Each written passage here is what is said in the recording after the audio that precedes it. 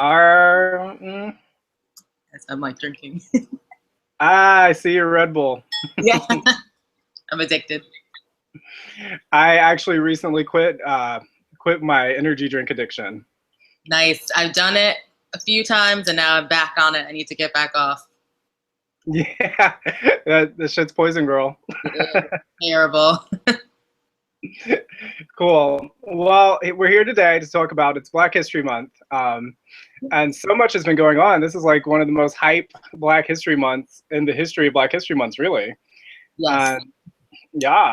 And so we're here to talk about a lot of different perspectives. I reached out to you, Brittny, you may recall, because one of the things I was interested in talking about is I've been doing a lot of research and finding, unfortunately, that within certain highly radicalized and politicized African-American movements, there's still this concept of it being an active traitorism or whatever, to be in an interracial relationship. And also, they also apply the same ethic, it seems, a lot of them to LGBT people as well. So I'd asked you to kind of speak on that, but so much has happened since we were talking about what we wanted to talk about that I think we just need to just kind of let it go and see what comes out. Does that sound good to you? Yes, that sounds great to me. I saw a tweet the other day. Oh, I don't remember what it was after. I think it may have been after Scalia died. Someone said the ancestors aren't playing around this Black History Month. Very good. That's kind of how I feel. It's, you know, so much is going on. So much has gone on, from the formation performance to, you know, the rehashing of Scalia's legacy since he's died. I mean, it's just every day. Kendrick's performance at the Grammys. I mean, every day it seems like something. Have you seen that? Have you seen his performance? I have, yes. I didn't watch the Grammys. I make it a point, kind of. Well, I just award shows just you know what I'm saying. Like they just I'm too conscious for that. Do you know what I mean? Yes, exactly. I watched his on Twitter, I think, after the fact, because it was just going to be right. I heard the ceremonies were terrible, but yeah, his performance was amazing. So yeah, there's a lot going on. I agree, and you know, I don't know if you've had a chance to read my my piece on formation, but I think he blew. You know, I think I'll take Kendrick's any day. I think Kendrick blew Beyonce out of the water, frankly. Definitely much more. I hate to.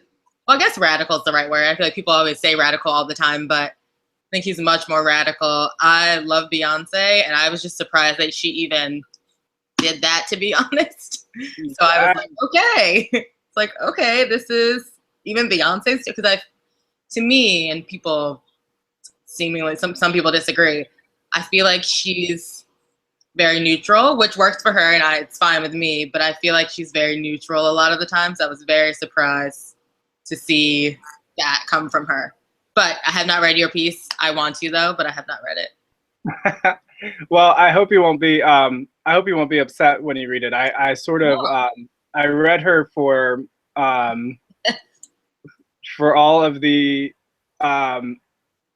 really for how, you know, like how I felt like, you know, purporting to be black empowerment while simultaneously using all these tropes of reference to, you know, white supremacist capitalist power. Do you know what I mean? Like Givenchy and Bill Gates and all that.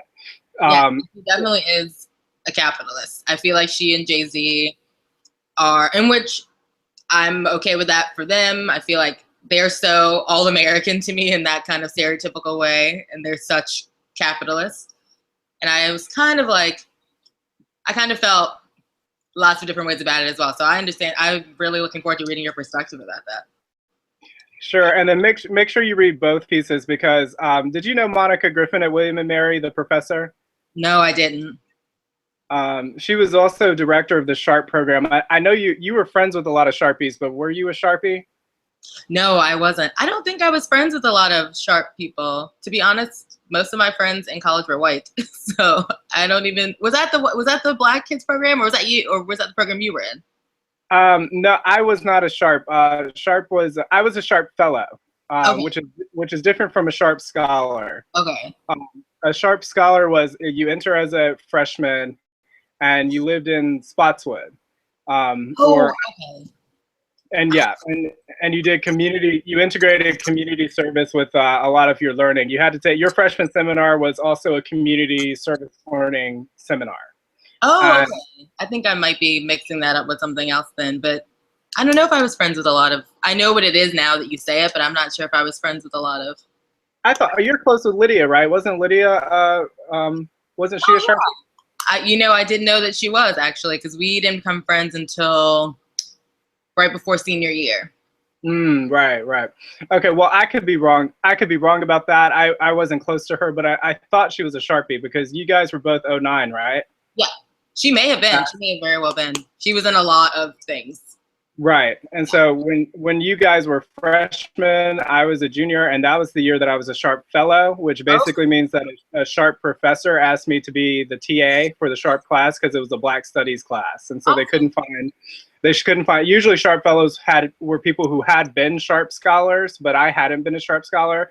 And the way I got it was because I was a Black Studies major, they didn't have any Sharp, former Sharp Scholars who were Black Studies majors. Oh, okay. But yeah, but anyway, the reason I bring that up is because Monica Griffin, who directs the Sharp program, and we remain Facebook friends, and we had some back and forth about formation. And what we're going to do is I'm actually going to make a separate piece comprised of our back and forth. Oh, great. And in that back and forth, I got to elucidate even more of my perspective about it. And I think that but you have to take the whole thing to get my whole perspective, Definitely. That's great. I'm excited to read that. Sweet, awesome. But anyway, so this is where I want to take it now. You made a fabulous Facebook post earlier. May I read your words? Of course. Awesome. Okay. So I didn't write down the time. I wrote down your quote, but I didn't write down the time you made it. But earlier today, Miss Brittny said, "Black people are not a historical prop for white progressivism. Black people are not a yardstick for white progressivism.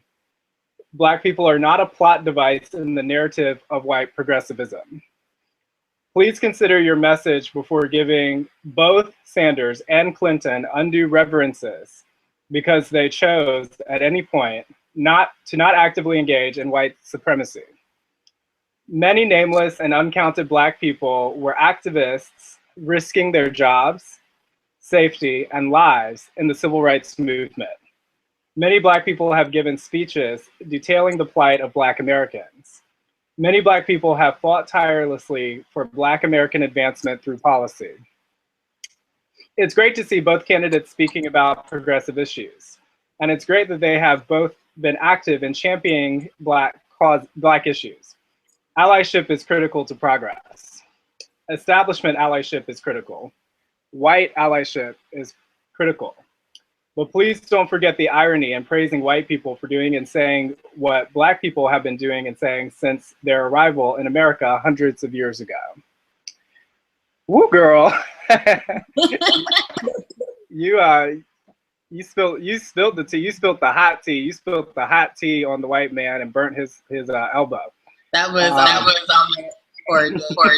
I was like out someone.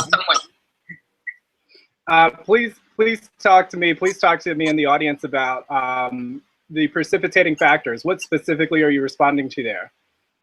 A lot of what I've been responding to is in following the presidential campaign, which I mostly follow watching the news and reading Twitter. I have a Twitter political campaign addiction problem, but I've seen a lot of back and forth about Bernie Sanders's marching with MLK, his involvement in the civil rights movement. Then I saw something about John Lewis saying he didn't remember him. And then there was his campaign, Sanders' campaign, saying, well, I can show my leadership. I have pictures, or I have a picture, or I have video. And then the video coming out and people being like, see, he was there, he was there. Then I saw a lot of Facebook posts being like, this is the video, he was there, he's a revolutionary, he's awesome, like he's ahead of his time, this is great. And then on the Clinton side, I see I don't know, I think there's a lot, and I'm fine with the Clintons. I'm not a person that's like, they're terrible. I mean, they're fine, they're whatever, but there's a lot of this like, oh, Bill was the first Black president. They're the saviors of Black people. They're on Black people's sides. And there's a lot of that. And I think I just see so much, or I see so much in any movement, in the feminist movement or in racial justice movements, that white people or heteronormative people get so much credit for being progressive or for being ahead of their time or visionaries. And all they're saying is what we've been saying the entire time, that we're all equal, and we deserve rights, and we're human, and we deserve our humanity. And I know my ancestors came here in like the 1700s and were enslaved, and my family was in the civil rights movement as well. I mean, so many Black people have been fighting and dying for rights and for justice for hundreds of years. So, you know, it's great that they are involved in these movements, but this reverence that we give them, or this like, oh my gosh, they're so progressive, or they're so smart and they have all the answers. I mean, no, they're just saying what we've been saying. So it just frustrates me because I know that there's so many people who risk so much fighting. It's not that they didn't risk anything, but there's so many Black people who couldn't vote without losing their job, who couldn't go out without getting hosed down, without getting killed, without getting lynched.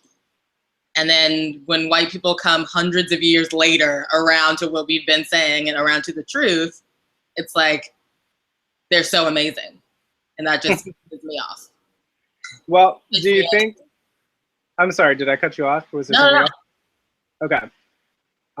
Do you think that the current dialogue, because I pay attention somewhat to the political thing too. I'm usually the type, and I don't see that changing this year. I'd be very surprised if it does. I usually go with third parties, because I just, at that level, the two-party system and whatnot, I vote third party as a statement against the two-party system, because ideologically speaking, I usually find someone in the third parties who is more similar to myself than the people who are running for those positions or whatever.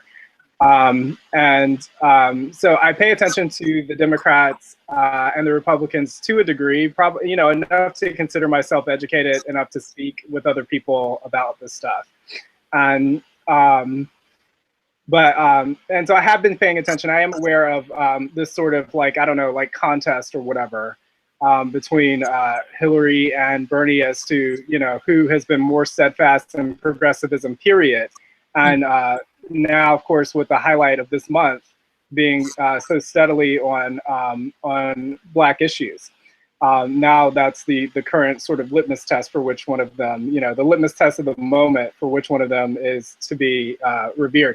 Do you see it more as a contest between, which one of them has more progressive cred, or are the dialogues more so coming from the opposite direction, which is which one of them has less? Are the accusations running pro or running con with respect to this notion of Black people themselves being a litmus test for progressivism? And this is a two-part question. The second part is, who's really talking? Who's really having this conversation more so? Is it Black people who are talking about which one of them was more present for them, or is it white people? I think I'll answer the second part first. Well, the first part, I think it is going both ways. I think that it started, for me, where I jumped in on it, it started with the, Bernie Sanders is much more progressive than Hillary Clinton, or much more progressive than anyone who's ever run. And Bernie Sanders is probably closer to closer to some of my political views than Hillary would be, because I vote Democrat. I vote with the establishment. I'm very cynical, so I'm like, I'll pick one that'll push us like a little bit left. But I think that just lost my train of thought. Well, I think that he's progressive. The whole revolutionary thing kind of gets to me. And I think there's been a lot of that talk from people who are diehard Bernie fans, like, okay, he should get the Black vote, and like, why doesn't he have the Black vote? And he said something in one debate that really made my ears perk up. He said that Black people will come around once they're more familiar with his policies. And I was like, excuse me, we watch the same news. We're here. We're paying attention. It's fine. So where I jumped in, that's kind of where it started with the back and forth for me. And then, you know, Black people love Hillary. They do. Black people love the Clintons. So that was like, it's a wrap for her. She has the Black vote. And then the Bernie supporters were saying, well, why should she have the Black vote? She was in the White House as first lady when the crime bill happened. But then Hillary supporters are like, well, Bernie voted for the crime bill. So I think it's been kind of going back and forth between who's more progressive because, you know, Black Lives Matter and Black issues are in vogue right now. And the Black vote is powerful. So they really want it. So I think it's both of them being like, no, I do more for Black people, you don't do enough, or no, I do more, you don't do enough. So I think there's that tug of war on both sides. As far as who's having the conversation, from a lot of what I see on Twitter, again, would be Bernie supporters who are white and Black telling Black people who aren't necessarily pro-Bernie that he's done a lot for us and he's gonna do a lot for us. And I think that the response from people that are more like me are just like, well, marching with King doesn't mean that he gets my vote. Like my grandparents were for Martin Luther or for civil rights, of course, but I don't agree with them on everything. My grandparents are much more conservative than I am. So that's not something that just gets him my vote. And also there's Black people on the side that are probably going to vote for Hillary that are like, okay, well, he believes in colorblind economics though. You know, you talk to Bernie about reparations and he says, well, white working class people should get reparations as well. Or I said Black 50 times tonight. I said Black, this is the 51st time I've said Black. So he has had a lot of gaffes that I think have turned a lot of Black voters off that may be with him politically, but since he was set up so high, I think his fall will be bigger. Sure. Have you selected which candidate you plan to support yet? Yeah, I'm gonna vote for Hillary. People are very surprised. Sometimes they're like, what? But the way that I view the whole political scene, or the way I view the world, I guess, is that revolutionary change is not going to come from the top. I don't think that anyone at the top is going to give me exactly what I want at all. So while I agree with Bernie with a lot of things, I think that Hillary will get in. I think she'll play dirty, and I think she'll kick it probably 1% to the left, but that's better than 1% to the right. But I don't really put a lot of my stock in thinking that political candidates are going to radically change anything, because I don't think that's where it's going to come from. I don't think it's ever going to be top down until the bottom gets the change up. But I also was a government major, and I'm wonky and like into politics and things. So it's not that I'm like, oh, Hillary's great, like she's awesome. I'm just like, okay, well, I think she'll push it over. I kind of vote like very cynically. I'm excited about the back and forth, but I'm not really like, oh, it's gonna be like hope and change and peace and love. Just kind of like, well, she'll fight to not get Planned Parenthood defunded, and yeah, okay. So not very exciting, but yeah. Well, I think I may be as cynical as you, if not more so, and that's why I tend to vote third party, because I'm even so cynical as to think that our votes don't really actually truthfully count. Like, like I just think. Almost there. I'm not there yet. But yeah, I'm almost. Like I don't know. Like I just see so much potential for like even with one of the primaries that just happened, like they accused Hillary of cheating on some hacker electronic shit or whatever. Mm-hmm. So you know, I'm not even convinced that the vote counts anyway. So I choose to vote really just as a performance and as a way to waste time on election day, and you know, and I just do third party, and people are like, oh, you're throwing away your vote, and I'm just like, well, you know, you're throwing away your vote by going to work every day and earning less than what you're worth, and letting yourself be, you know, figuratively, you know, I was going to use the R word, but I guess I'll refrain from sexual violence metaphors. You go to work every day and you do this. You know, you vote by not standing up. You know, my vote is I'm starting a nonprofit and I'm starting a movement. You know, like I'm dedicating myself and my energy to that bottom up movement that you described, and that's my vote. And I'll vote just to say, okay, I vote, and so those who would dismiss me by saying, oh, you're not a respectable citizen because you don't vote, well, there you had it. I voted, you know. Yeah, and I think it's all about perspective, I think that even though we come to different conclusions in the end, we still agree. You know what I mean? Right. Like, it's all about where you are in life and where you are. Like you said, you're doing the bottom up revolution. And like I was saying, I'm a total like government nerd. So I'm like, okay, let me go vote for, like, put my little like thing in the bubble and like pretend that this farce may work, maybe. So I think it's really interesting, like having similar views, but still coming to different conclusions, which is our right as Americans, you know? That's right. That's exactly what we're meant to do. Yeah. But I think you're on the winning team this year, Brittny. I think that Hillary is going to win. My prediction, and I predicted Obama as well. I predicted Obama and predicted two terms. I was saying this by 2006. I also predicted that the warfare agenda in the Middle East would not stop, and that privacy would become eroded even more under Obama. Exactly. Very much like Bush and a lot of his international things. Right. And I don't even look at international politics because I know I'll never agree. Democrat, Republican, I'm way left of both of them on that. So I just kind of block it out and focus on domestic. That's right. And so I think Hillary's going to win, and I think she's only going to serve one term. That's it. Wow, I haven't even thought that far. Yeah. Wow, yeah, that's interesting. I mean, yeah. I mean, she's so hated. She really is. People hate Hillary. Yeah, I remember being younger and not liking her. I don't know why I didn't like her, but during like the Monica Lewinsky thing, I was like this little kid being like, I can't stand Hillary. No clue why. It's just like, it's like taught. Right. Well, you know,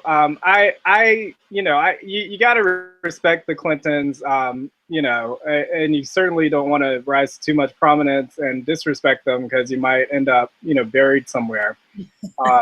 But were you aware that Bill was were you aware that Bill is the only Caucasian American ever to be inducted into the Arkansas African American Hall of Fame? No, but that is not surprising because we accept him as one of our own. It's so ironic to me because he's definitely like Rhodes Scholar, like he's definitely in with the white supremacist in crowd, and he's you know, if you look at NAFTA and if you look at some of the moves he made on crime, and swelling the imprisoned industrial complex, which has of course and continues to this day affects Black people, Black women, and Black men more than any other demographic. Oh yes, I have family wrapped up in that right now. Yeah. So, yeah, but I mean, he wasn't very liberal, but Black people are conservative, like they are. No, that's true. That's very true. That's very true. It's just so strange to see him so revered, and if you look at the actual material effects of his presidency. Even with Obama, like you have, I'm sure you're familiar with Michelle Alexander, right? The prison abolitionist. Yes, I have her book in my Amazon saved to read soon. Yeah, I need to get a copy of it too for my nonprofit. But I've read so many interviews with her online. I feel like I pretty much know what the book says already. But I do want a copy for local people to read because there aren't enough people reading enough like legitimately educational things in my community. Anyway, I watched an interview with her in 2011 talking about how the Obama year, I don't know how she would feel about this now. I don't know what her 2016 perspective would be, but she was talking then about how the Obama years might actually be a net loss for Black people, and especially the poorest and most vulnerable Black people. And then of course you also have Cornel West, who's come out very strongly against Obama. What do you think? How has Obama done for you? Well, I think that for a lot of things, you know, with my education, I haven't had amazing career success, but with my education and with my employment and being married and owning a home, like I'm privileged in a lot of ways. And a lot of ways that the way that many people will be affected, I won't be affected. And I definitely recognize that I can probably skate through without being affected by a lot of stuff for class reasons and for several other reasons. So I think that, he's affected me not badly. I think it's been fine, but I think I'm also in a position where I may not be affected either way. So I definitely try to recognize the privilege in that and try to recognize how other people will be affected. Like how poor people will be affected, I mean, I'm so affected as a Black person, definitely, but just how people without certain privileges or residual privilege will be affected. So I think for me, he's been fine. But I think that there is a thread, and even though the Obama seeing them in the White House is like, makes my heart melt, but there's a thread of respectability politics that runs with him and Michelle. They, you know, they don't do it all the time, and they do things for the community, I think, that are good, but there's some of the pull your pants up, little of the, I mean, get your education, that's great. But I mean, even for people who are educated, I just saw something the other day and actually tweeted about it a lot about Black students being shamed and being mishandled in school. And I went to private school my whole life. I've been hit, I've been called a jackass, I've been like called out in class and I was the perfect student. But you know, so all of this, get your education, like pull up your pants, like don't do this, don't wear a hoodie. They kind of have that thread. So I think that I can see it being a net loss. I can see, I don't know policy-wise how it's been, but I can see how other people would feel that it may not have been as beneficial as they would like for Right. Black people or for people of all classes. Right. So I hear a lot of your comments being about the cultural impact, you know, the cultural impact of having Obama in the White House and what it has meant to people. Do you, from a political, you know, from a government major perspective, from a political analyst perspective, do you have any commentary on structural and material impacts of his decision making or initiatives that he has championed and things like that? You know, I think that thinking about it now, I think the visual, if I'm being honest, I think the visual of them and him being a Democrat and the visual of his family and of Michelle, I think that probably blocks a lot of how I see the things that he does, to be honest. Because a lot of the times I'm just like, our president is Black. Yes. Oh my goodness. So, you know, he does things that I'm like, he's trying. Congress is, and I try to be a critical thinker and everything, but I think that the visual definitely does block maybe my disappointment with things that he does. But I also was so cynical about him coming in that I think that my expectations also weren't that high. But right. I would say, you know, the healthcare thing, which was good on its face, and I think it can be built upon. I think it's a good starting point. I think it was, as far as that policy, I think it was very lackluster, and I've been very disappointed in the results of that, with the states having the Medicaid opt-out and so many people just getting left out. And I signed up on the marketplace and I was paying like hundreds of dollars a month, which is fine for me. If I can afford that and that means a poor person can get healthcare, I'm fine. I will pay what I have to pay so that other people can get it. But it's like, people aren't being reached. It's like you're just putting more people into the insurance marketplace. The insurance companies are making more money. And it's supposed to be this thing that's helping all these people, and there are people that are just left, like kicked off Medicare. So that's been a very disappointing thing for me.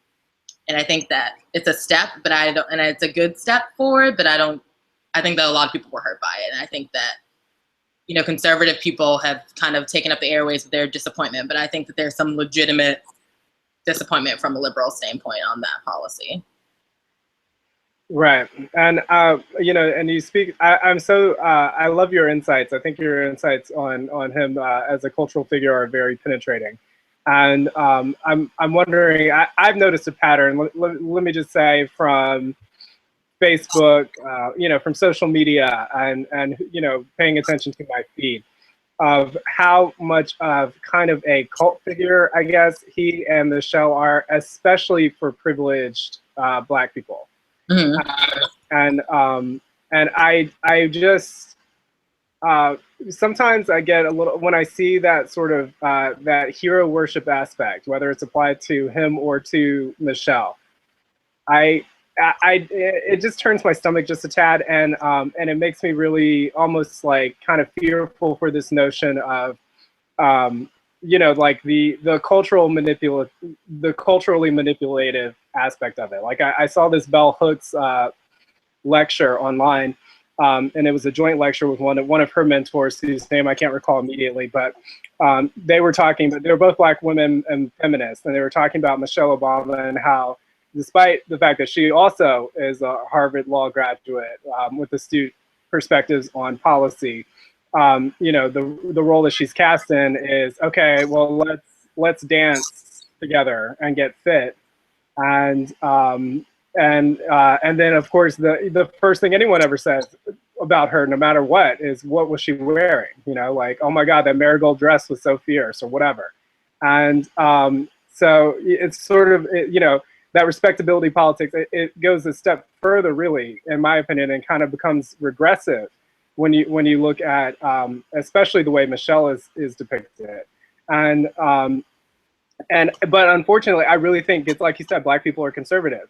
And there's so much conservatism that I've observed in the Black community with respect to gender politics.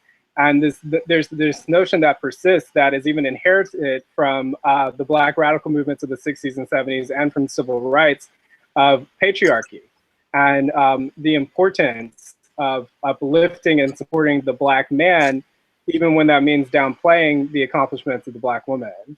So I was just wondering, as a Black woman, do you have any response to what I've just said? Absolutely. Absolutely, I do. With Michelle, I think definitely great points. I mean, I love Michelle. I will say openly, love her. But I think that, you know, I agree with you about the let's move thing, although I do think that it's kind of like it's a neutral way of reaching something that is a problem in the Black community as far as health, and as far as from a class level as well, it's a problem. And I think it's something that she should definitely be doing. But I definitely agree with your commentary on that.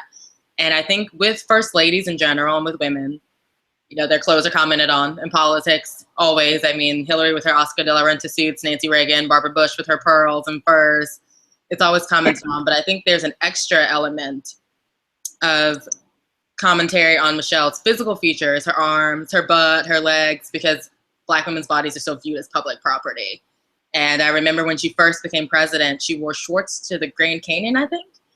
And it was, why is she wearing the shorts? They're too short. And it's just reminiscent for me of feeling like cross-racially, a Black woman's body is always commented on. There's always some commentary about her features, her butt, her nose, her legs, her skin. There's always something being said on a deeper level than is being said about white first ladies. So That's Michelle's stuff. But as far as the Black community, definitely, you know, I'm from a family of mostly women. Most of the women, it's mostly girls that were born to our family.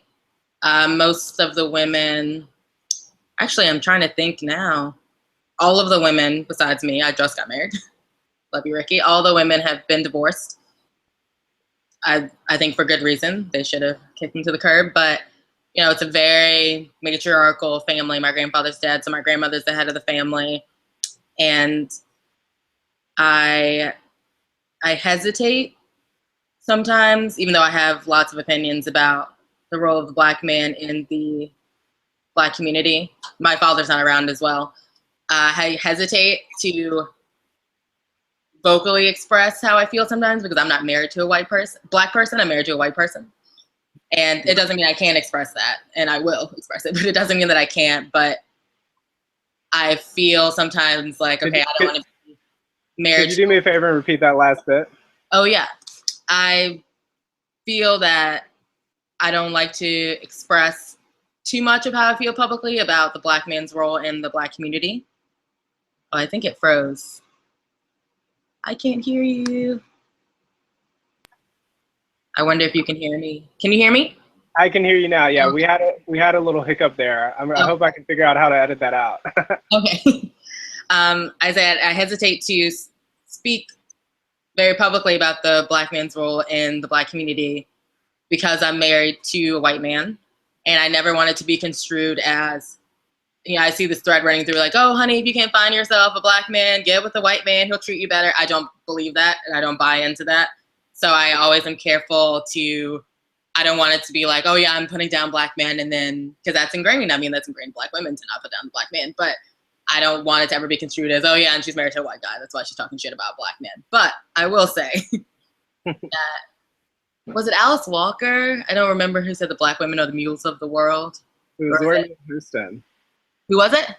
Zora Neale Hurston. Yes, yeah. That's who it was. It was a quote from Their Eyes Were Watching God. Yes. And I mean, I have to say it's absolutely true. I would say that, and I took a couple notes on this, I would say that, you know, despite our non-traditional matriarchal model, there's adherence to gender norms is huge. Men are supposed to be men, women are supposed to be women. There's no, you know, there's a lot of let a man be a man. If you're a woman, you're supposed to be feminine. If you're a man, you're supposed to be masculine. There's no, like, it is a binary. Absolutely. I've never, I mean, in my family and lots of black families, you know, we get our ears pierced early. That's a cultural thing. Always wear earrings. Always have your hair done. Always look good. Black people in general, looking good's a big thing. But there's this adherence to, especially letting a man be a man. And I think that comes from the emasculation that happened in slavery and after slavery to black men. I think a lot of it is a reaction to that. I mean, and then you had the Moynihan report that says that women are to blame. Basically, black women are working outside the home and taking resources from black men. I think we re-internalized a lot of those feelings from slavery that were put onto us. It's not our fault, it's not black women's fault, but I think that still plays out today. And I think that we're called to look at the marginalization of black men and to blame ourselves for that, you know, and to blame black women for things like single parenthood, which my mom was a single mom. And I know that my dad blames my mom, but I don't blame my mom. It wasn't my mom's fault. It was not. And I think it's a lot of internal, or this taking on of white supremacy and white supremacy, I can't think of the word, just permeating through our community.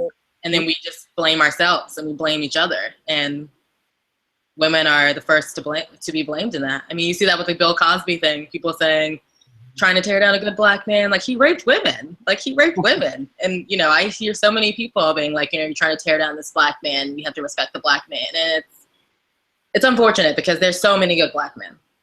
But I think that the loudest people are the people that are the most conservative and the most wanting of black women to internalize violence or internalize mistreatment to prop up the black man and to fix what the white man has done to the black man. Right. And I think maybe the term you might have been looking for there was like white supremacists, hegemonic colonization, you know, the idea of internalizing those things. Right. Yeah. But yeah. So you brought up, it's so interesting that you brought up this idea. It's almost like maybe without being too penetrating, perhaps I should point out that perhaps part of your own colonization for what we've been talking about with being in an interracial relationship, like you qualified that as potentially invalidating your perspective on black manhood and the roles that black men play and don't play in both the family and in, you know, like by extension, the movement of the greater family. You know, that is something, that is something that we've talked about from the beginning that we want to unpack here. As far as being in an interracial relationship, how does that affect your consciousness? And so respond to this idea of do you present or are you interpreted in a way such as other people of color or other black people specifically invalidate your views on things because of this? Oh, yes, I definitely agree with you about my own colonization by thinking that being with my husband will invalidate my perspective. And I think that also on top of that, having mostly women in my family, being an only child, growing up just me and my mom, and I went to an all-girls school from 6th to 12th grade, I feel like, and not having my father in my life, I feel so much like I relate to women so much more. And there's this kind of awkwardness with me in relating to men because I was just surrounded by women for my entire life. So I also have a little bit of that as well, in addition to being married to my husband, where I'm like, you know, my husband was my first boyfriend. You know, I didn't date in high school, so I'm like, I don't know anything about guys. So that's kind of that's kind of that perspective as well. I mean, I dated, but not like seriously dated anyone. But so you know, I always feel like, huh? That's impressive. So how many people can say that? How many people can say that their first boyfriend is their husband? I mean, that's amazing. Yeah, that's true. I mean, I met a lot of terrible guys before him, but he's a good guy. So yeah, I think there's a lot of going on. That's a lot of that's going on in most of my life. Being myself, my perspective or my Black perspective has been invalidated on both sides, from Black people and white people.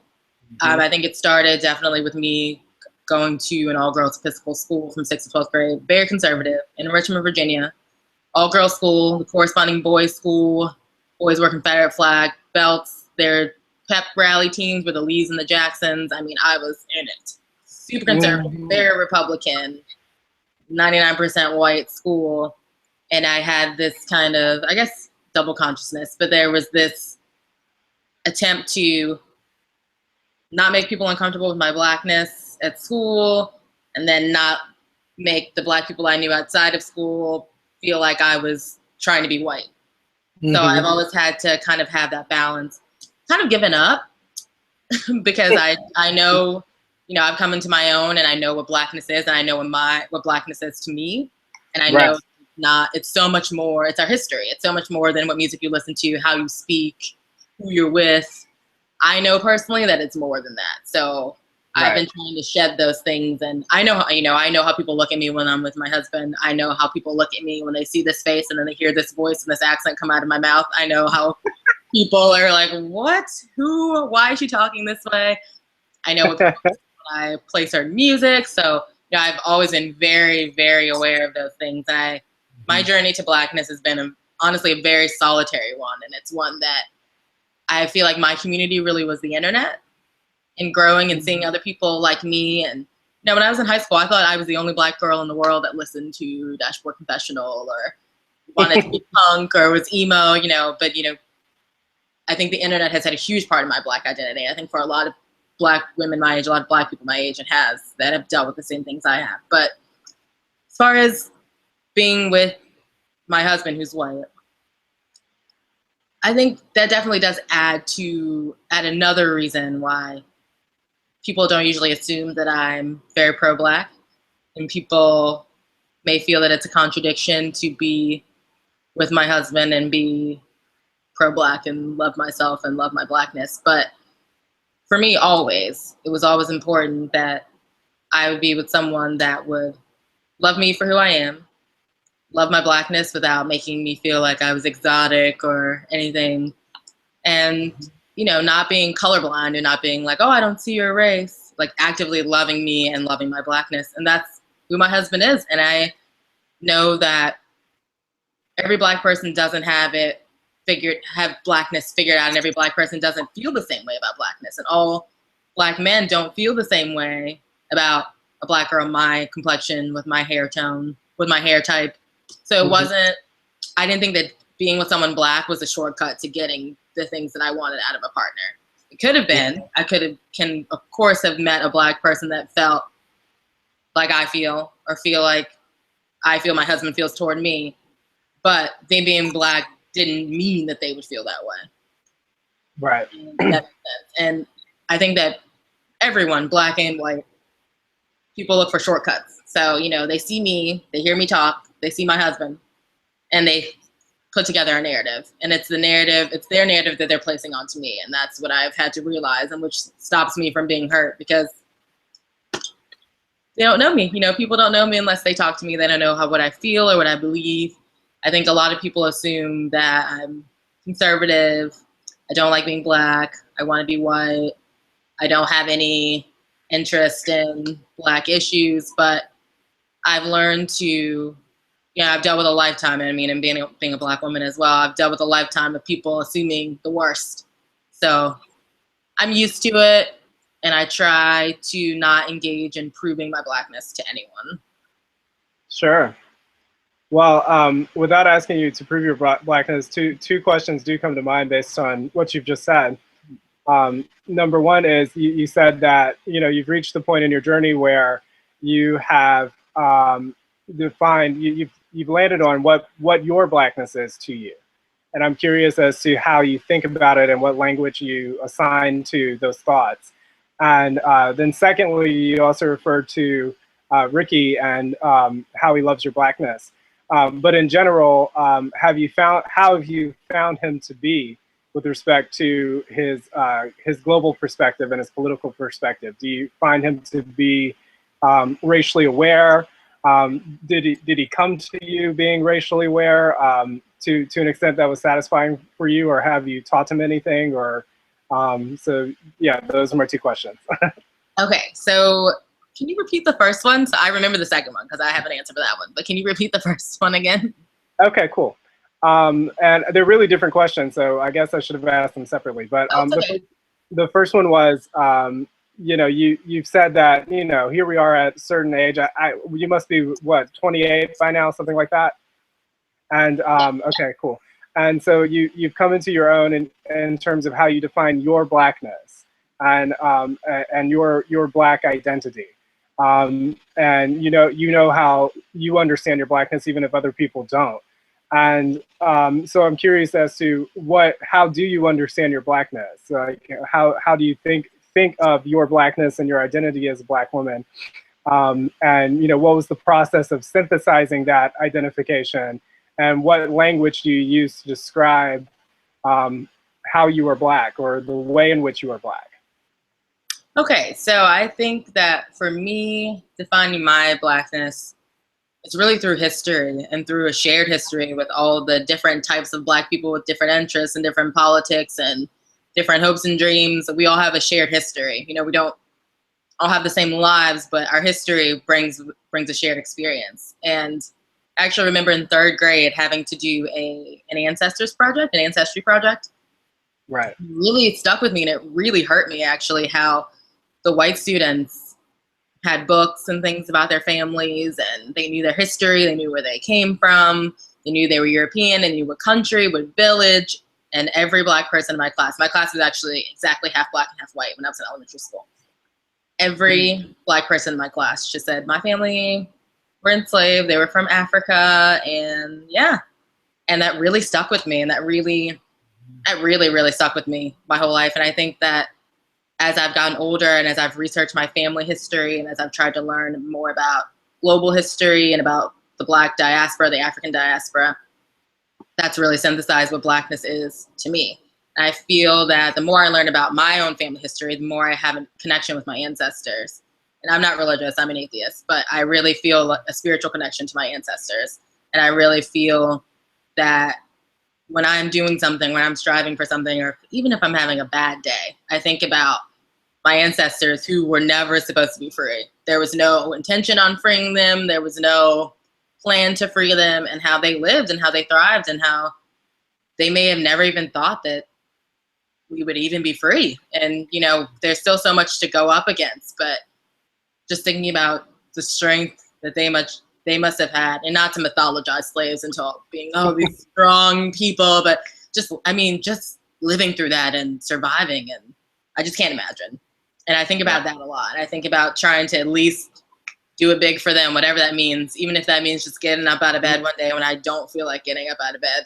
That's really, really what Blackness means to me. And I think about the oldest ancestor I found was a woman named Agnes that was born in 1820s. And I think about her a lot. I don't know who she was. I don't know what her interests were, but I think about that. I think about running what she liked to do, what her life was like, if she thought about freedom, if she thought about her family being free. And that's really Blackness to me, is our history and our lineage. And we've been cut off so much from that, and just getting that back and learning about that has made me really feel Black and really feel a connection, historical connection through time, through history, intercontinentally, if that makes any sense. Yes, of course it does. Okay, and then moving on to the question about Ricky, you said you already had your answer. Oh yeah, so he's playing video games over here, so I can see him cheesing. When I always joke with Ricky now that he is, well, he's actually British, so his family all lives in the UK. He's from Scotland. His family, he has his history back to like the 1400s. They all are from some poor village. And I joke with him about how it's cool that we're together because he's not a white American. He's like, and how we're gonna, even though the Brits did enough terrible things, but I'm like, we're gonna tell our kids like they're black and British, not just like white American people. So they'll be like, we can like divide them from black and white America and from all the terrible things that white Americans have done. We always joke about that. But one thing that I found about Ricky, which I feel like, I mean, he was a Democrat, but I feel like he was probably more conservative when we started dating, just about life, about things probably. But when I tell him something, and from him to me as well, when I speak to him about my experience, he absolutely believes me. And, you know, I found with a lot of white people actually, and especially white men, that if you say, oh, you know, I've experienced this and I experienced racism, it's like you have to provide receipts, you have to provide dates, video, what? You know, it's all this, there's this strain of doubt. There's this, I guess, this assumption that black people are overreacting whenever we talk about what we've been through or what we experience on a daily basis. You know, I experience a microaggression on a daily basis. I brush most of it off. Some days it's harder than others, but sometimes I don't even remember. Like, people are so shady to me every day as a black woman, and I keep going. And if I tell him, he believes me. And he values my perspective. He doesn't make excuses. He doesn't say, well, maybe the other person thought. He believes what I say. And that is so important to me. And when he talks about his perspective as a white man, as an immigrant, I believe him. So I think that that's what makes us work. And, you know, I would say he probably wasn't that informed about American history. He moved over here maybe in elementary school.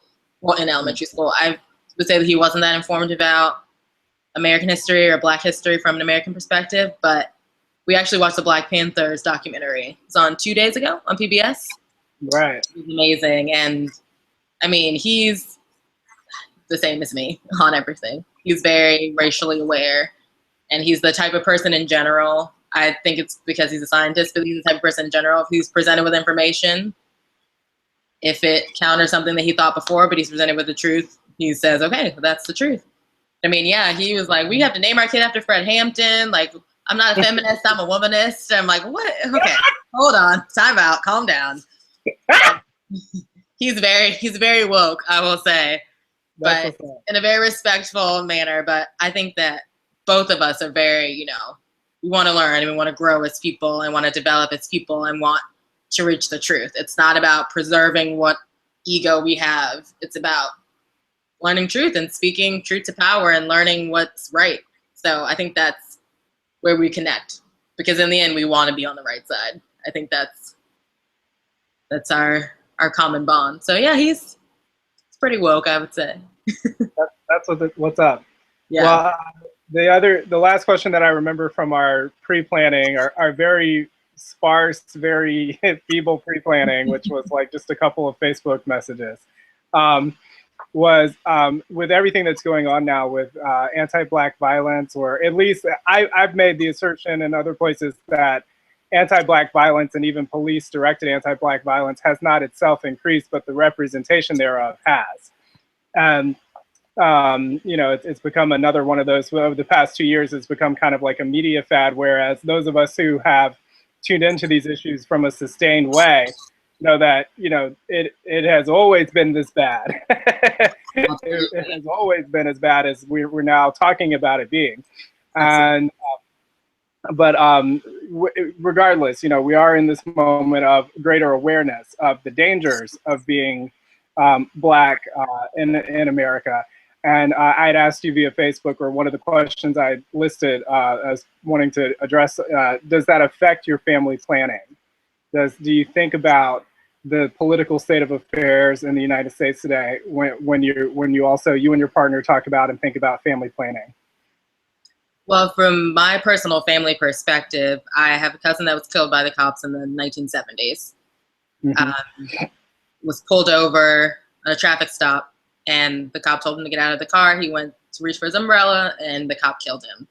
I have another cousin in the early 2000s, I think, was assaulted by cops, and he won a suit against them. I don't know how, he's a distant cousin, but he won a suit against them. So police violence is definitely, I've had experience, or my family's had experience with police violence. So I've grown up with knowing the cops, knowing how dangerous they can be, and with the distrust of the cops that, I mean, I don't talk to cops unless they talk to me.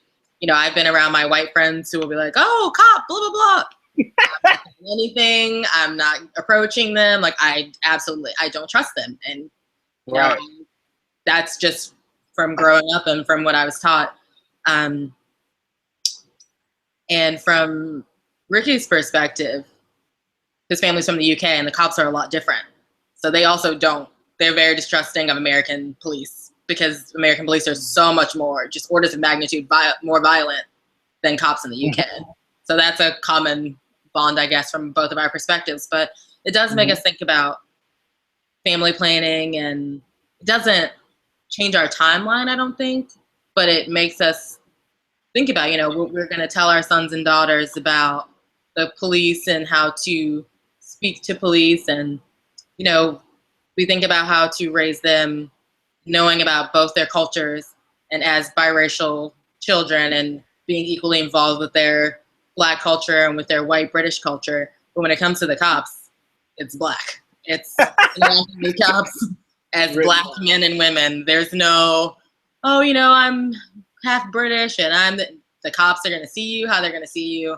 And we are both, I think it's something we're still working through, and we always have discussions about it, because, you know, we don't know. I've never had a particularly negative experience with cops, and neither has my husband. So, you know, we're always talking about these things, and especially with Trayvon Martin and with Mike Brown, just talking about, you know, what we tell our children. And it's very terrifying, because all the respectability politics and all the presenting and dressing well and speaking well will not save you.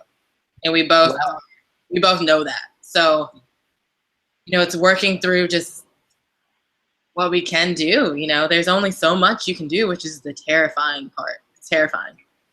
So I think it's always a conversation that we're constantly having when these things are on TV. And yes, exactly. I mean, police violence is just the latest iteration of state violence against Black bodies. Slavery, you know, KKK, cops, Jim Crow. I mean, it's always something.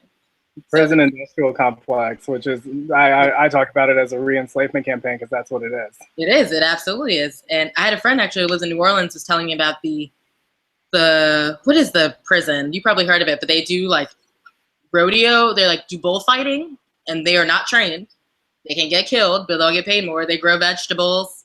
You know, they get paid what, like a penny a day, and they sell them. It's like they're slaves. Right. No, I've heard this before, but I have a cousin who was in jail. He's actually in jail now, unfortunately. But when he got out, he was telling us about how, you know, they make everything. You know, I didn't know that as well. So, you know, it's a re-enslavement. And actually, I just ordered a book about re-enslavement. Like, people have been kidnapped and being enslaved like in the 30s and 40s, which I didn't know about at all. And I didn't know about that either. Yeah, I mean, I haven't read the book yet, but just reading people talking about it was just making me really upset, actually. But, you know, we talk about what to do, but we also are very aware that respectability politics isn't going to work. So we're kind of just trying to work through how to protect them the best way we can. But I mean, you kind of feel hopeless. Like, if they want to get you, they're going to get you. I mean, look at Sandra Bland. That cop get her, so he got her. Like, you know, I'm not going to tell my kid to not for their rights, or, you know, not say, you know, why am I being arrested and you're not doing the right thing. I can't tell my kid not to do that.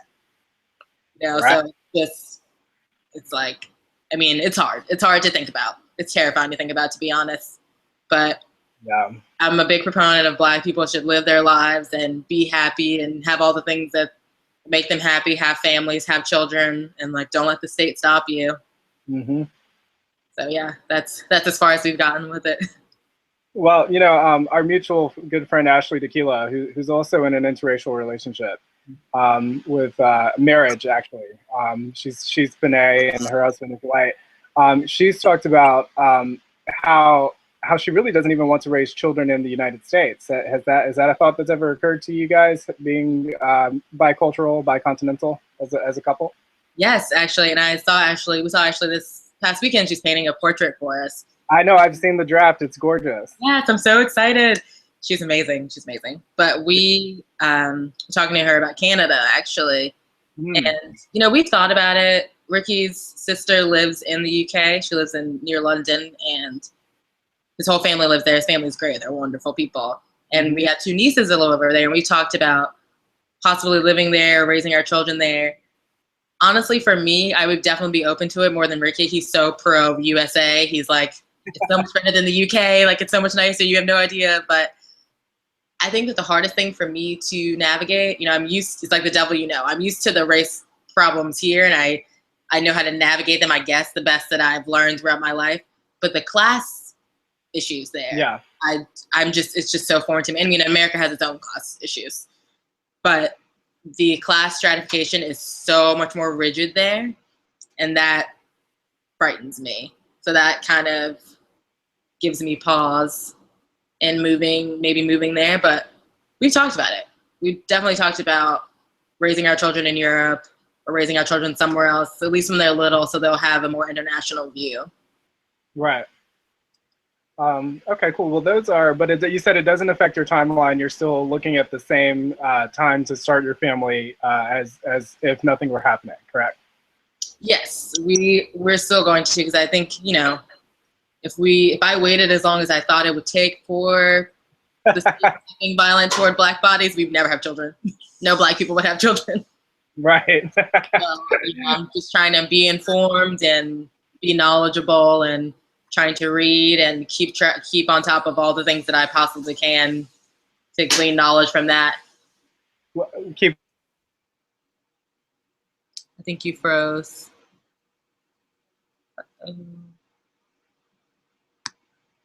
Can you hear me? Yeah. Sorry, it started to break up again. Oh, that's okay. I got most of that. It sounds like you're just kind of staying abreast of everything that's happening, and there is a connection there to how you think about your future children and how you integrate and interrogate what's going on. Yes, exactly. Right. Well, I don't know if the connection will stabilize to where everything will come through correctly, but I wanted to give you an opportunity to turn the tables here. I know I've been just asking you questions all night. I wanted just to see if you had any questions for me to make this more of a decentralized dialogue. Yes. So I remember in college that you were a Black Studies major and a Women's Studies major. And what made you want to be Women's Studies minor?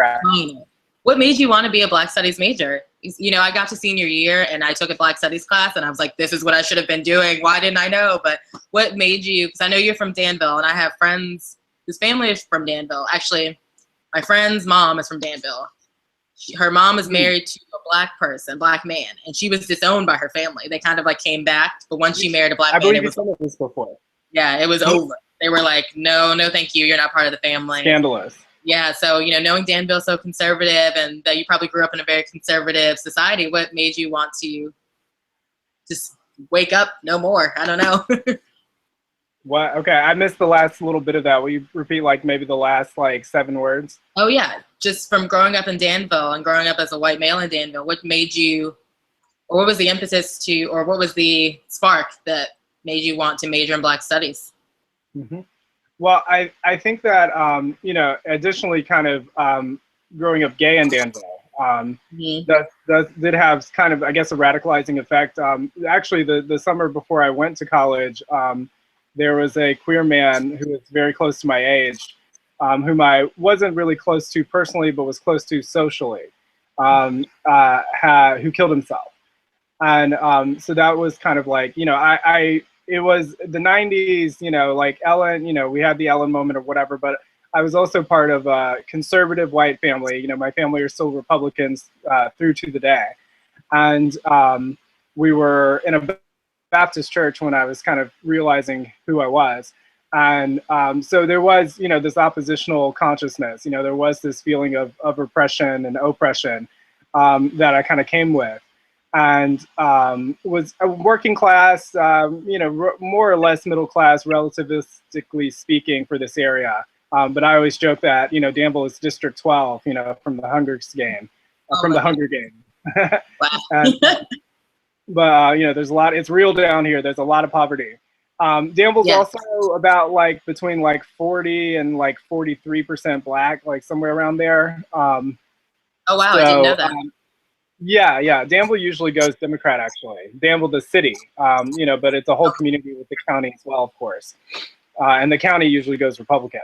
But so I always had a racial awareness. I always, you know, there was racism in my family.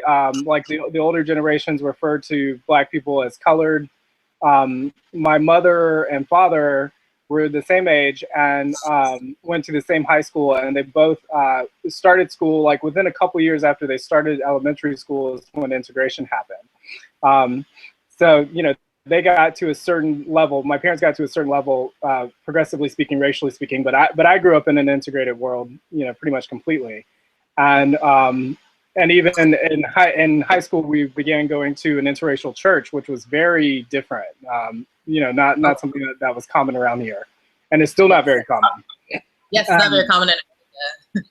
Yeah, pretty much anywhere. Yeah, and you know, so I always had close connections to Black people. But even you know, within my family, like I remember my mom setting me down in middle school, thinking I was straight, of course, and saying, well, you're gonna have all these feelings waking up inside of you, and you know, if you start to date girls or whatever, just make sure you keep them white because you know the older relatives would not accept you, blah blah blah, you know. So I'm told the same thing on the Black side. Right. Yeah. I mean, yeah. That is a two-way street. Yes. So I had this awareness, and just remember thinking about, you know, just how I didn't feel that in my spirit to be the right thing, you know, and so I remember having those sorts of thoughts. But when I got to William & Mary, my very first class, you know, I was a Monroe scholar, so we got first dibs on the freshman seminars. So I got to register for my freshman seminars, you know, in the first wave with the Monroes. And so I took my freshman seminar my first semester.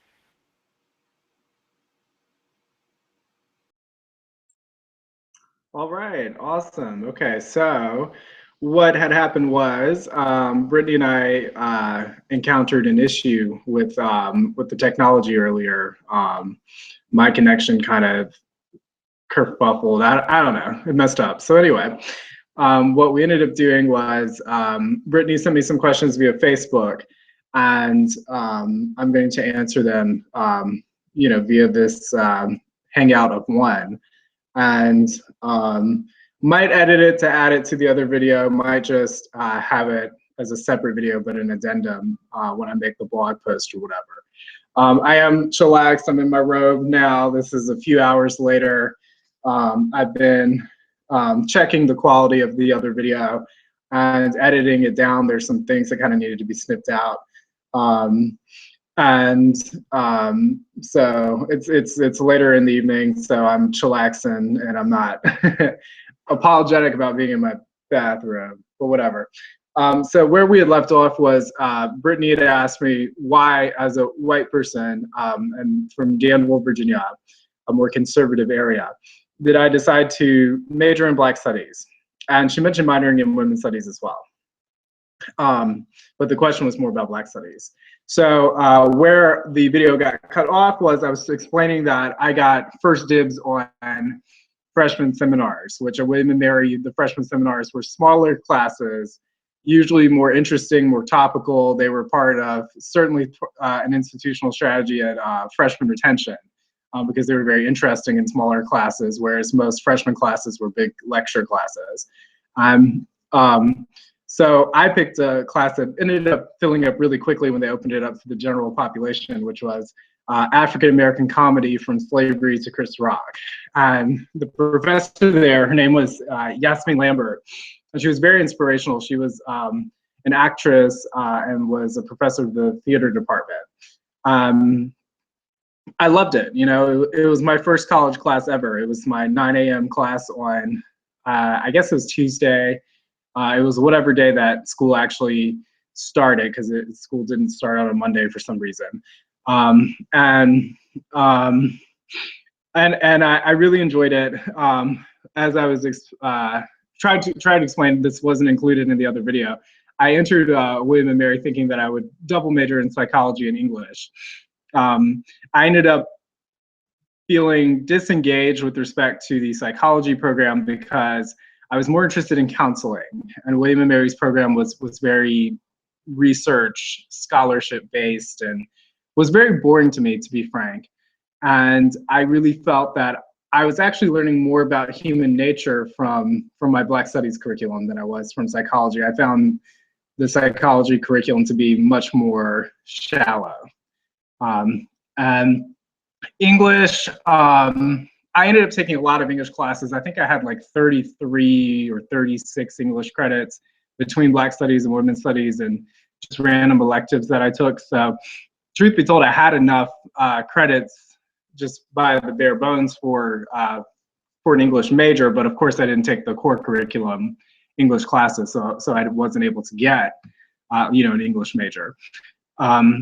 But the real answer is that I just kind of fell in love with it. You know, like I was distancing from, I realized pretty quickly that English wasn't for me as a major. And then it took me about 1.5 years to break away from psychology. But as I was signing up for classes, I just kept signing up for more and more Black Studies classes because that's what I wanted to learn. And I didn't quite, it was love driven, it was passion driven, and I didn't understand it at the time fully. But it didn't take me long to figure it out. Like way before I graduated, and I figured out why I was doing it. And that's because I just feel like I was always kind of meant to be an activist.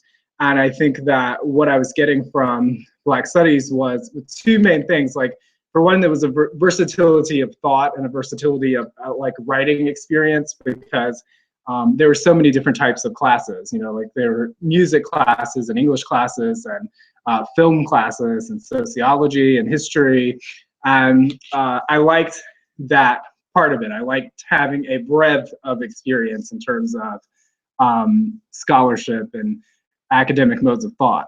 But I also liked the text of the African American experience and the Afro-diasporic and the continental African experience. Because pursuant to wanting to be an activist and in the United States of America and in the present day, even at that time when arguably, there was more attention on the LGBT movement, that was before marriage equality and whatnot. And of course, there wasn't near the attention that we have today on Black issues in the mainstream media. I still saw the African American experience as the richest American cultural text for oppression and movement, and moving out of oppression.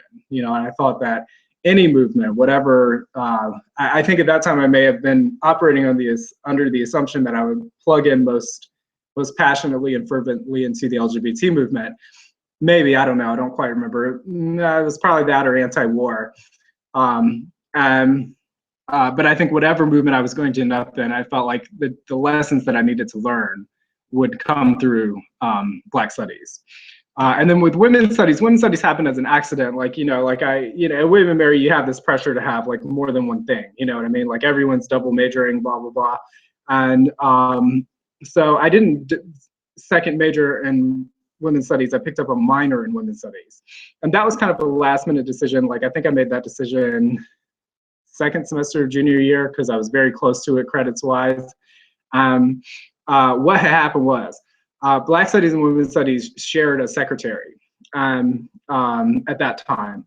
And there was also a lot of double dipping with classes and there was a lot of faculty interaction, and there were a lot of like events that were very explicitly like advertised to Black Studies students and Women's Studies students. And I met a lot of the Women's Studies professors, and I just gravitated toward them just through the social networking, basically, the social aspect of being a Black Studies major and being highly involved as a Black Studies major. So I met a lot of professors whose classes I wanted to take, and I also saw, you know, plugging into, you know, specializing, of course, like having my deepest interest being in like civil rights and Black power and all the movements that were coming out of the 60s and 70s. Women's Studies provided me another text for that, you know, another angle from which to study that same moment of kind of an explosion of consciousness that became a political thing. So, you know, long story short, I followed my heart, I guess, is the simplest answer. You know, I studied what I wanted to learn. One of my advisors told me, especially after I visited William and Mary, I forget what year it was, it may have been 2009. And my advisor was still teaching then. She's Jacqueline McClendon. She's retired now. She told me that I was part of like a dying breed that was practically already dead by the time I got there, which is people who come to college to be scholars, people who come to college for the love of learning, you know, to pursue that. Whereas most people these days are coming, you know, for their maintaining their class status or the upward mobility bid or whatever, you know, like I was a scholar, and it was an interesting thing. I was very flattered to hear her say that.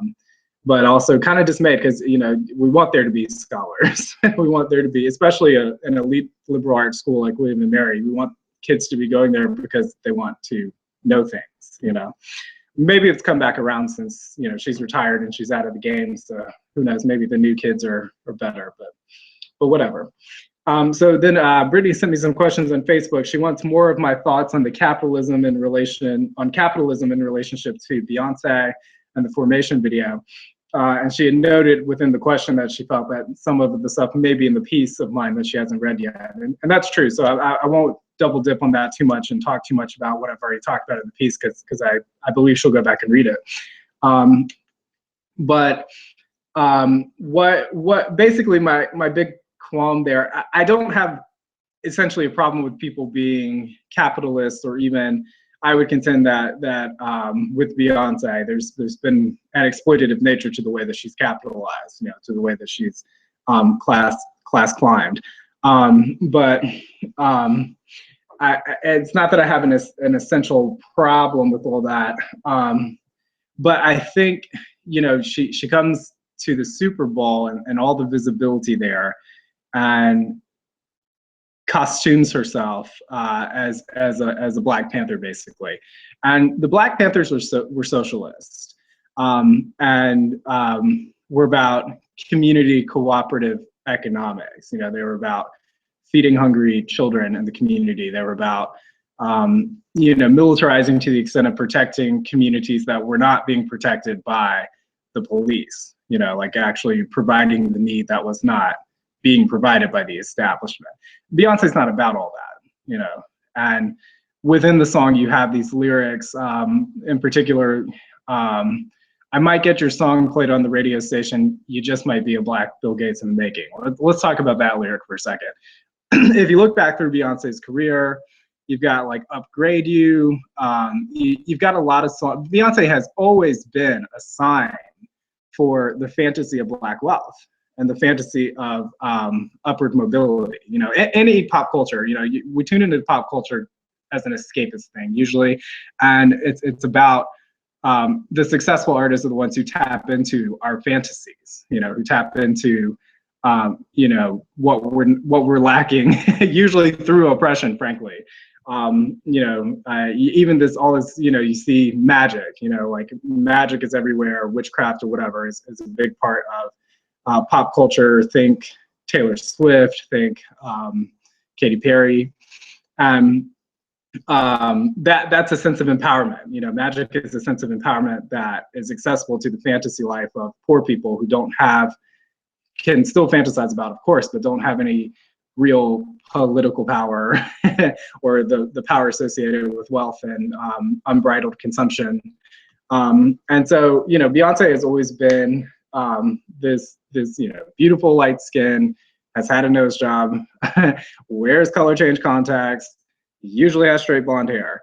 And she is, but nevertheless, she's a Black woman who has risen to like that boss status or that super wealthy status, and has always incorporated all of that into her art, you know.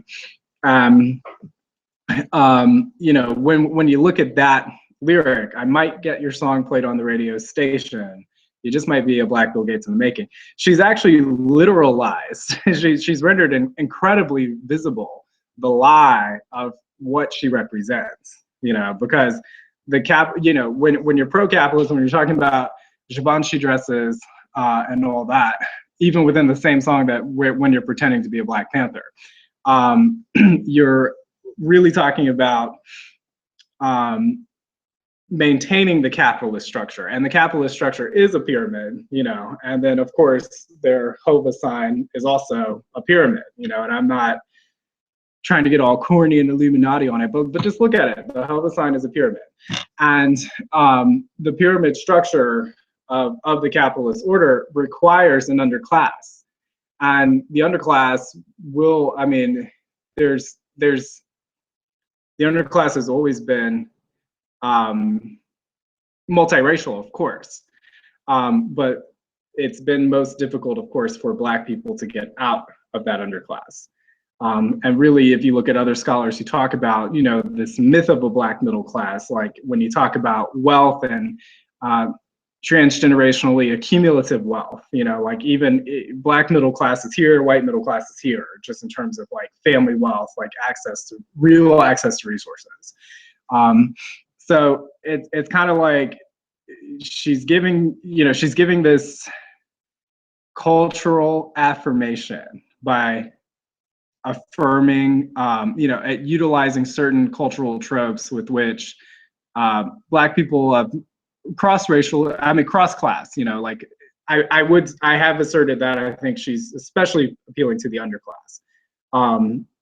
Do we really believe that she goes to Red Lobster or takes her dates to Red Lobster? Anyway, so she's offering that affirmation, but she's still at the same time mapping it to concepts that reify and reinforce the economic oppression. You know, reinforce the white supremacist order. You know, like Givenchy is a French haute couture house. You know what I'm saying? Bill Gates. I'm just saying, you know, like when you're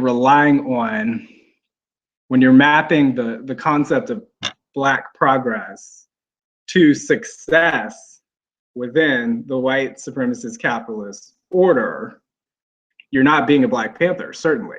You know, you're not being consistent with Black radical thought. But then, you know, to me, it becomes exploitative, you know, because you're presenting a lie, you know. But that's just my take on it. So what am I reading now? You might actually be disappointed in me here, Brittny. I'm not gonna lie. So I'm actually reading. I don't know how much you've read into my website and have tuned into what my nonprofit is all about. But it's three things. I'm really trying to become part of the worker-owned cooperative economic democracy movement. So I want to encourage worker-owned businesses as a way of improving the economic condition of our region. So with worker-owned companies, of course, you get to, the workers themselves get to divide the profits, and you keep the wealth here in the community. You know, the profits don't go to BFE, you know, wherever the hell the owners live, which is a big problem here. There's a lot of wealth being siphoned out of our community. And so I'm reading a lot of stuff that's practical with respect to the movement. The thing about plugging into the cooperative movement globally is that everyone wants to cooperate, right? So there's a lot of awesome scholarship, like awesome like community planning documents and that kind of thing that are freely available. And so I've downloaded like 30 or 40. My reading list there is just like tremendous, and I haven't even touched the tip of the iceberg. So I'm working through that, you know, spending a lot of time looking at PDFs and blah blah blah. Fitness. I'm reading a lot of fitness blogs. That's kind of my new thing. I'm dieting and I'm exercising, and I bought a program online called Kinobody, and I've been reading that program. I am about to reread Thich Nhat Hanh's Going Home, the Jesus and the Buddha as Brothers. And the reason for that, again, it's a practical, everything I'm reading is practical now and connected to my nonprofit. Like, I'm not doing enough reading just for pleasure or just the sheer expansion of my thoughts. But the reason I'm reading that, Jesus and Buddha as Brothers, is Thich Nhat Hanh, of course, is the Vietnamese monk who has been a peace activist, and he actually studied comparative religion. I want to say it was at Harvard. I know it was at a big Ivy League school in America. I guess it was either Harvard or Yale, but let's say Harvard. That work, Jesus and Buddha as Brothers, is meant to sort of, it's a work of peace. You know, it's a work of finding commonality in our religions without having to give up the religious identity, you know, without having to give up the religion. So I'm researching that. I'm reading this as part of my research for a lecture that I want to give circa probably May, June, something like that. And the lecture is called The Post-Identity Dream. And what that concept is looking at, you know, you see someone like Raven-Symoné who has said, I'm not African-American, I'm American. And, you know, of course, a lot of Black people have just like jumped down her throat, you know, and said, how dare you? No, of course you're Black, you know, like you were on the Cosby Show. What are you talking about? And then even someone like Rachel Dolezal, who's born Caucasian, and maybe she's transracial, maybe she doesn't cop to that fully, you know, whatever you think about her personally as far as her deception. But there's this movement toward, and this was big in the early 2000s as well, this idea of post-identity, post-Blackness. There was a big exhibit, an art exhibit in New York that was about post-Black artists, post-feminist, post-gay. You know, this idea that we can get beyond identity, right? And if you look at Buddhism and the goal there of detachment from ego, you know, like essentially that is a route to becoming transcendent with respect to identity itself. And I want to talk about that and unpack that as a dream and say, you know, why are we trying to hold Raven-Symoné back? I mean, yes, that she's able to assert that because she's rich and because she's light-skinned and what have you, you know, like, yes, of course, we should acknowledge the privilege that goes into that. But everyone can meditate, you know, regardless of your standing in the economy. Everyone can make time to meditate. Everyone can make time to educate themselves. Everyone can make time to work through their egos and reach a post-identity space. So I haven't fully landed on my thesis yet, frankly, but because I never do that before I'm completed with the research. But what I think the direction that my thesis will be in will be like, is post-identity possible? How soon will post-identity be possible in a real sense? What needs to be done to make it possible? And would that not also be a way of deconstructing racism and racial inequality and beyond, you know, gender, LGBT, all that stuff?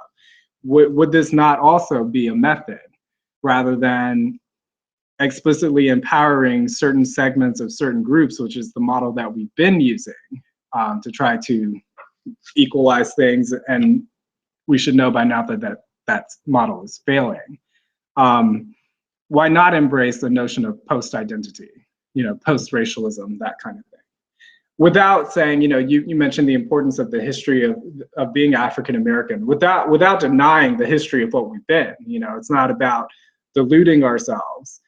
But can we, and do we want to? Does anyone besides me and Raven-Symoné, do we want to deconstruct ego and deconstruct identity to that level, you know. And so we'll see. It's really, it'll be a really sort of, I guess, philosophical type of thing. But Thich Nhat Hanh, I'm reading this Jesus and Buddha's Brothers, because it's that same sort of thing. It's like finding the commonality, this going deeper, deeply. His basic point there is, if you go deep enough in your own tradition, you get to that place, that deeper place of consciousness that informs all the religions, you know.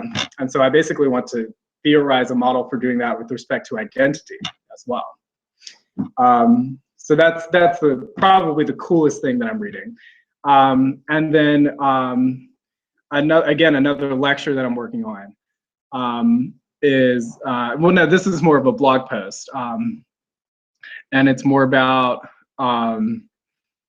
it's continuing with the Beyonce theme. And what I want to do here is revisit her last album and the singles and the videos for Ghost and Haunted, and make my reading of that and do it from a Gnostic Christian perspective, which is what I consider my faith to be. I consider myself to be a Gnostic Christian.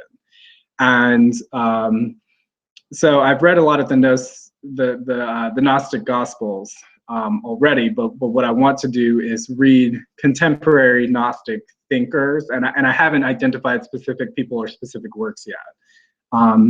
But I want to read them such as to refine my thinking for that piece that I'm going to write. Because if you look at Ghost and Haunted, my take on that is that she's talking about her own journey into gnosis, which I would say that her journey is into gnosis is from the negative, you know, the manipulative perspective, as opposed to the liberatory perspective.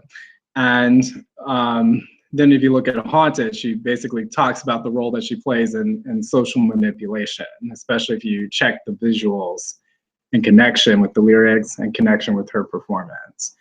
And so I want to deconstruct and unpack that just to remind culture of, yeah, okay, so Beyonce's Black now. That's great, awesome.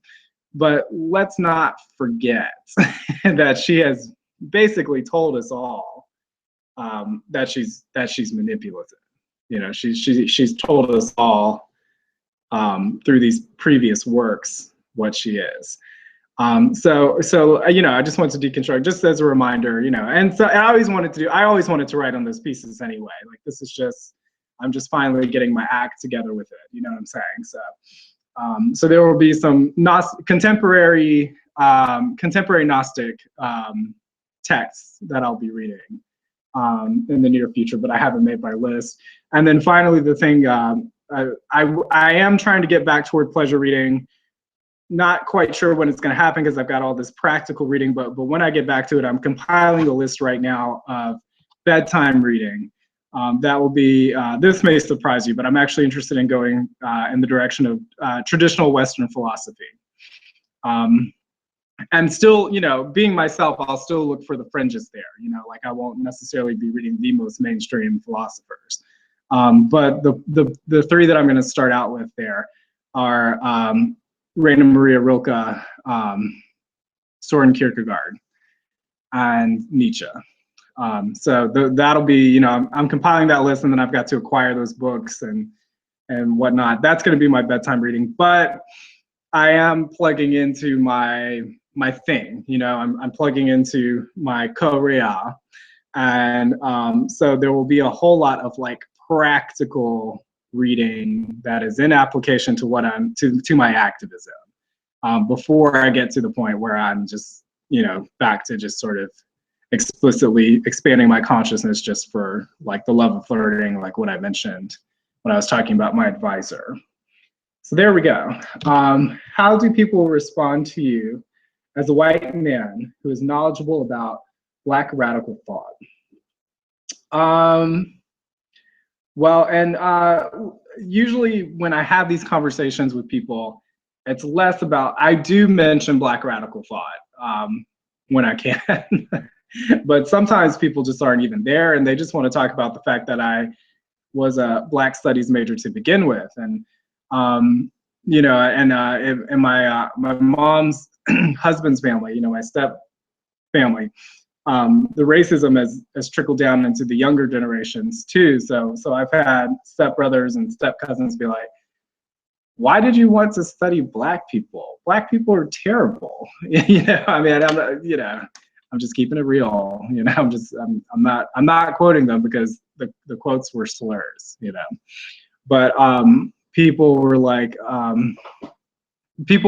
lot of white people ask me that. Why, of all the things you could have studied, why study Black studies?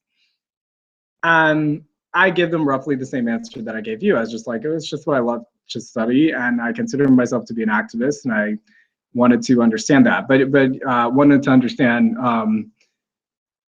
this group of people that went from slavery to, having a representation in the presidency, having representation at the top tier of the economy. There's a lot to be learned from studying the African American experience. So people, shock and awe, and really just disdain. Like I guess I'm viewed as maybe like a race traitor by some white people, it's just both the extremes. You get your liberal types who are just like, oh my God, that's so awesome, great, blah blah blah. And then, but here, my environment, being in Southern Virginia, it's just more like, what were you thinking? And sadly enough, I've even had some Black people been like, why? What about what was the point of that? Where did that get you in life? So there's that type of reaction. And then when it's Black people, there are usually like really educated Black people will respond favorably, and then we can sort of engage on certain texts and certain issues and that kind of thing, and that's really cool. But Black people who are not identified with education, who didn't pursue higher education, will be more, I guess, skeptical. Like recently I had an experience with a woman who has mental health diagnoses. And she has part of her thing is that she has literally no filter. So she's all the way live all the time. I really enjoyed meeting this woman. It was quite an experience, energetically speaking. But she said it was such an awesome turn of phrase. She said, you may have been sworn into it, but I was born into it. Talking about, like, I guess, Blackness, and so she read my studying of Black studies as me trying to, like, I guess, become a Black person or something like that, which is not how I personally think of my journey. I'm not transracial.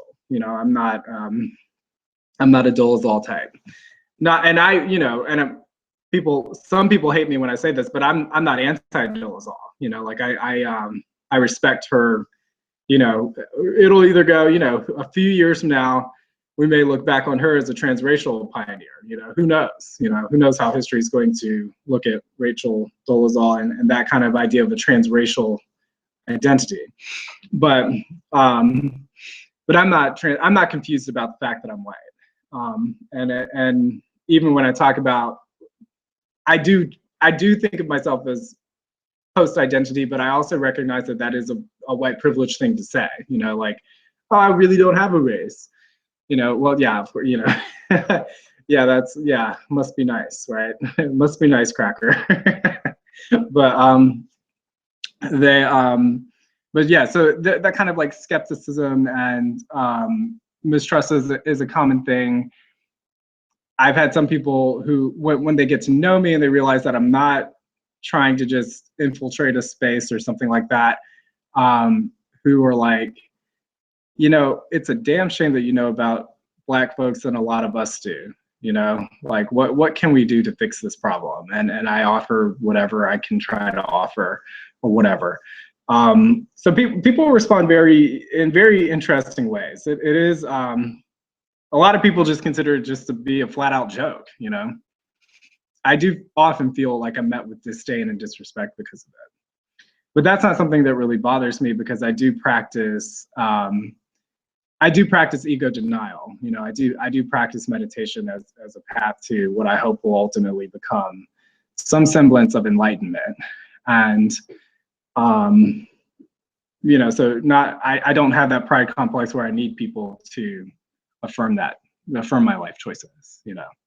And I guess having been a nonconformist, having had such little affirmation for my life choices externally has had the effect of me becoming less identified with that and freer ultimately to self-actualize and be everything that I aim to be, because I'm not attached to someone's external concept of me. And it's also forced me to build that muscle of internal validation, you know? So, well, anyway, Brittny, I want to conclude this now, and I want to say thank you. Thank you so much for being my first Hangouts on Air interview for Sustainable Equity. And I watched the video, and I edited out the last little bits that didn't need to be there when the snafu happened. I'm so pleased with the quality of the video. I mean, I chose you as a conspirator for a reason with this.